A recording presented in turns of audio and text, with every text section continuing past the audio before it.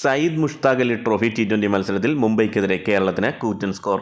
5 wicket നഷ്ടത്തിൽ 234 എന്ന സ്കോറാണ് കേരളം നേടിയത്. തുടക്കത്തിൽ ക്യാപ്റ്റൻ സഞ്ജു സാംസൺ 4 റൺസിനും അസറുദ്ദീൻ 13 റൺസിനും പുറത്തായി കേരളം 40 റൺസിന് 2 വിക്കറ്റ് എന്ന നിലയിലായിരുന്നു. തുടർന്ന് സച്ചിൻ ബേബി 7 റൺസോടെ റിട്ടയർ ഹർട്ടായി മടങ്ങുകയും ചെയ്തു. എന്നാൽ പിന്നീട് സൽമാൻ നിസാറും രോഹൻ കുന്നുമ്പലും ചേർന്ന് മുംബൈ ബോളേഴ്സിനെ പഞ്ഞിക്കിടുന്നതാണ് കണ്ടത്. ഇരുവരും ചേർന്ന് 140 റൺസിൻ്റെ കൂട്ടുകെട്ട്. രോഹൻ 87 റൺസിൽ പുറത്തായെങ്കിലും അടി തുടർന്ന നിസാർ 49 പന്തിൽ നേടിയത് 99 റൺസ്. സെഞ്ചുറി നേടാനായില്ലെങ്കിലും മികച്ച സ്ട്രോക്ക് പ്ലേയാണ് സൽമാൻ നിസാർ നടത്തിയത്. 8 സിക്സും 5 ഫോറും അടങ്ങുന്നതായിരുന്നു സൽമാൻ്റെ ഇന്നിങ്സ്. അവസാന ഓവറിൽ മാത്രം ഷർദുൽ താക്കൂറിനെ 3 സിക്സും 1 ഫോറും അടക്കം അടിച്ചത് 29 റൺസാണ്. ഷർദുൽ 4 ഓവറിൽ വഴങ്ങിയത് 69 റൺസ്. രോഹൻ കുന്നുമ്പൽ 48 പന്തിൽ 87 റൺസ് എടുത്തു. 7 സിക്സും 5 ഫോറും.